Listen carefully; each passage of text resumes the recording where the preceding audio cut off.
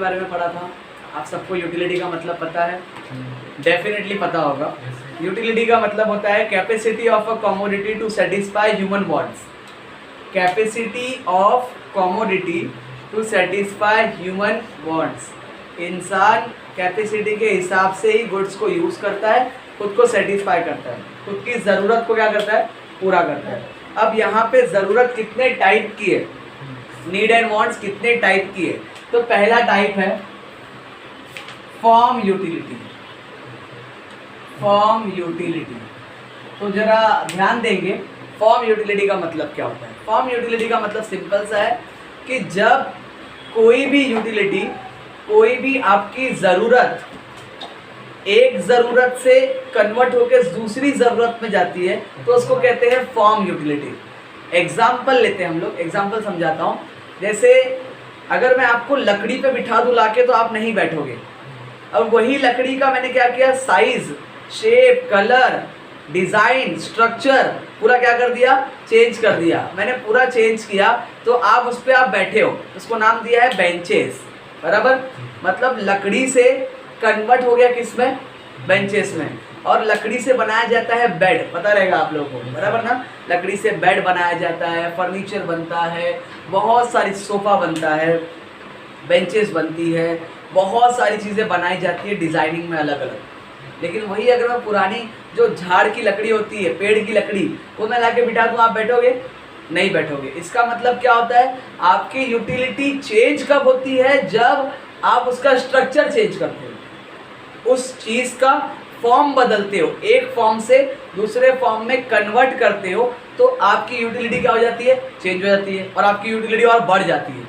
अगर वही लकड़ी में बैठाऊं तो किसी काम की नहीं, जलाने के काम आएगी। लेकिन वही लकड़ी का मैंने size, shape, colour, structure, design सब चेंज कर दिया तो आपकी ज़रूरत क्या हो गई, बढ़ गई।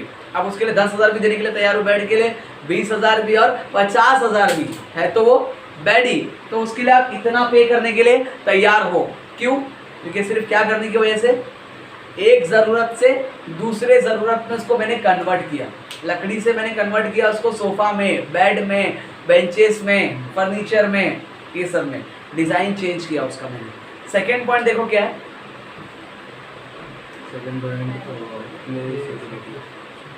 Second point place utility. वो आगे पीछे हो सकता है। प्लेस यूटिलिटी, प्लेस यूटिलिटी का मतलब होता है कि जब आपकी कोई ज़रूरत एक जगह से दूसरी जगह जाती है। जैसे एग्जाम्पल के तौर पे हम लोग ले सकते हैं प्लेस के बारे में, कि जब भी कोई गुड्स एक जगह से दूसरी जगह पे ट्रांसफ़र होता है, एक जगह से दूसरी जगह पे गुड्स ट्रांसफ़र होता है। जैसे एप्पल का प्रोडक्शन होता है कश्मीर में, बराबर। वहाँ से गुड्स ट्रांसफ़र होता है एक जगह से दूसरी जगह पे, मतलब मुंबई भी आता है और बाकी और शहरों में भी जाता है। तो गुड्स एक जगह से दूसरी जगह पे ट्रांसफ़र हुआ। जब कोई भी गुड्स एक प्लेस से, वन प्लेस से अनदर प्लेस, एक प्लेस वो जहाँ से गुड्स डिस्ट्रीब्यूट हो रहा है और एक प्लेस वो जहाँ पे गुड्स का कंजम्पशन हो रहा है, यूज़ हो रहा है खाने की, तो उसको बोलते हैं प्लेस यूटिलिटी। कि ज़रूरत आपकी चेंज हो जाती है प्लेस चेंज होने की वजह से। प्लेस चेंज, आपकी ज़रूरत चेंज, ठीक है। सेकेंड, थर्ड यूटिलिटी देखो क्या है, थर्ड है टाइम यूटिलिटी। अगर आपने ध्यान से ये दोनों यूटिलिटी को पढ़ा होगा तो हम लोगों ने जो पहला फीचर्स पढ़ा था, पहला फीचर्स क्या था, रिलेटिव कंसेप्ट। मैंने आपको पढ़ाया था रिलेटिव कंसेप्ट। अगर आपने रिलेटिव कंसेप्ट पढ़ा था तो उसकी पहली लाइन थी कि relative concept utility refers to, it differs from time to time and place to place. ये टाइम टू टाइम बदलती रहती है और प्लेस टू प्लेस भी क्या होती रहती है, बदलती रहती है। टाइम टू टाइम का एग्जांपल दिया था आपको कि ठंडी के टाइम पे आप स्वेटर पहनते हो, गर्मी के टाइम पे आप क्या पहनते हो, कॉटन का कपड़ा, और बारिश के टाइम पे स्वेटर पहनते हो या अम्ब्रेला और लेते हो, ठीक है, वैसा लेते हो। तो उसी तरीके से हम लोग बात करते हैं टाइम यूटिलिटी की। ये दोनों यूटिलिटी किसका कंसेप्ट है, रिलेटिव कंसेप्ट। तो अब रिलेटिव कंसेप्ट का दूसरा पार्ट आता है टाइम यूटिलिटी, कि जब भी कोई यूटिलिटी आपको टाइम टू टाइम आपकी ज़रूरत को चेंज कर दे, टाइम टू टाइम आपकी ज़रूरत को बढ़ा दे, तो उसको कहते हैं टाइम यूटिलिटी। जैसे मैंने टाइम का एग्जांपल आपको दिया, बारिश के टाइम पे आप क्या लेते हो, किसकी यूटिलिटी होती है आपको, किसकी ज़रूरत होती है आपको, बारिश के टाइम पे आपको ज़रूरत होती है या तो अम्ब्रेला या तो आपको रेनकोट, बराबर। और ठंडी के टाइम पे स्वेटर पहनते हो, गर्मी के टाइम पे कॉटन का कपड़ा पहनते हो।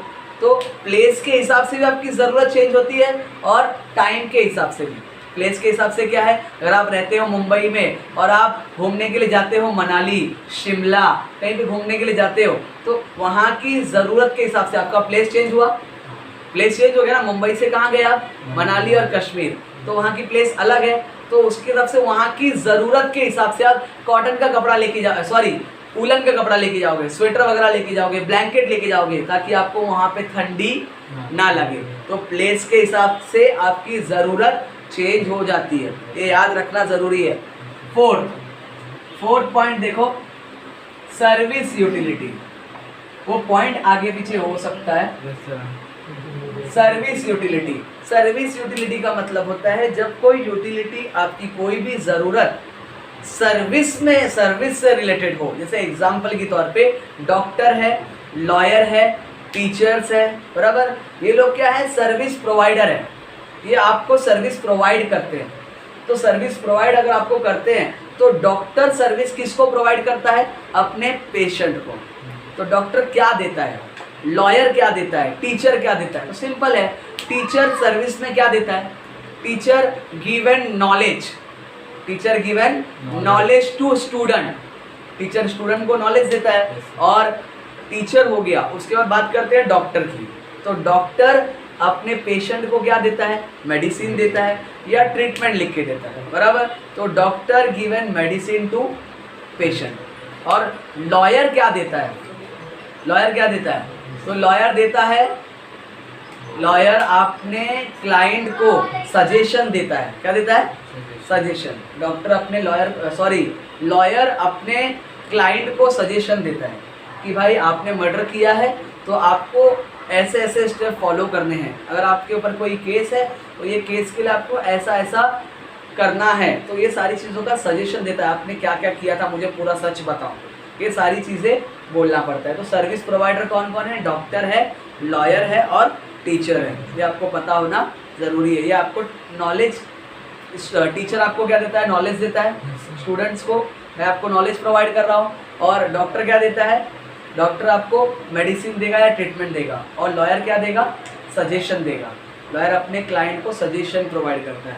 उसके बाद नेक्स्ट देखो, फिफ्थ क्या है, नॉलेज यूटिलिटी। नॉलेज यूटिलिटी, अब ये नॉलेज यूटिलिटी क्या है, नॉलेज यूटिलिटी का मतलब होता है कि जब भी आप लोग अपने नॉलेज के हिसाब से आपकी एक ज़रूरत को फुलफिल होने के बाद आप अपनी नॉलेज को अपग्रेड करते हो, अपडेट करते हो, तो आपकी दूसरी ज़रूरत बाहर निकलती है।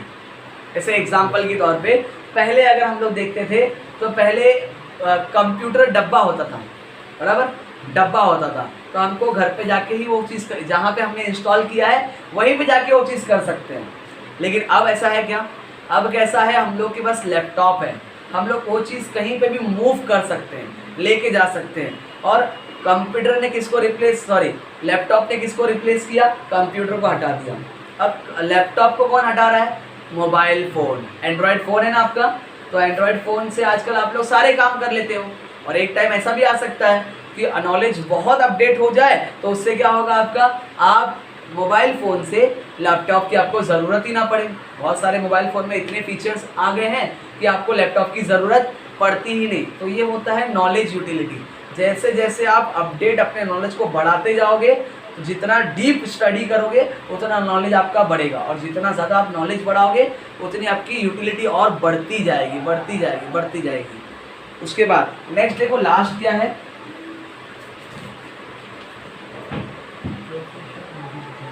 लास्ट है पोजीशन यूटिलिटी है। लास्ट देखो, पोजीशन यूटिलिटी है। हाँ, पोजीशन यूटिलिटी का मतलब क्या होता है, ऐसी ज़रूरत जो आपको गुड्स को या ओनरशिप को ट्रांसफ़र करे one person to another person. Place utility में क्या होता है, one place to another place, transfer होता है गुड्स, बराबर, वो प्लेस यूटिलिटी। लेकिन अगर मैं पोजीशन यूटिलिटी की बात करूं तो इसमें क्या होता है, ओनरशिप ट्रांसफर करना पड़ता है आपको one person to another person. One person मतलब कौन, वन पर्सन वो जो बेच रहा है सेलर, और वन पर्सन कौन, जो बायर है जो खरीद रहा है। तो ये आपको दोनों नाम याद रखना है कि ownership transfer from buyer to seller, ownership transfer from buyer to seller. जब भी कोई ओनरशिप ट्रांसफर होती है बायर से सेलर की तरफ, सॉरी सेलर टू बायर। मेरे पास गुड्स है, मैं सेलर हूँ, मेरा सामान है, मुझे किसी को बेचना है, तो जिसको मैं बेच रहा हूँ तो वो सिर्फ सामान लेगा और चले जाएगा क्या, उसका बिल बनवाएगा। जैसे मैं किसी को घर सेल कर रहा हूँ, घर बेच रहा हूँ, तो घर बेचने के बाद क्या, मैं उसको बोलूँगा ये घर है मेरा, ले लो, चलेगा? ऐसा पॉसिबल होता है क्या? नहीं। वो क्या बोलेगा, हाँ इसके पेपर कहाँ है, डॉक्यूमेंट कहाँ है, मुझे ओनरशिप ट्रांसफ़र करके चाहिए। अब ओनर पहले आप थे इस घर के, अब आप सेलर हुए, आप बेच रहे हो, तो ओनरशिप ट्रांसफ़र करके दो, ओनरशिप अब मेरे नाम पे करो, तो उसे कहते हैं ownership transfer from seller to buyer. Seller से ओनरशिप ट्रांसफ़र होगी किसके पास, बायर के पास, जो खरीदने वाला है।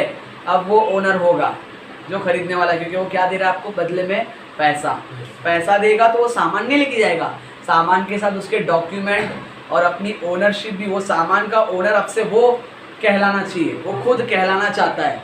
समझा आप सबको? अगर आप सबको समझा है तो मेरे वीडियो को लाइक करें, सब्सक्राइब करें और ज़्यादा से ज़्यादा शेयर करें। ठीक है, थैंक यू सो मच।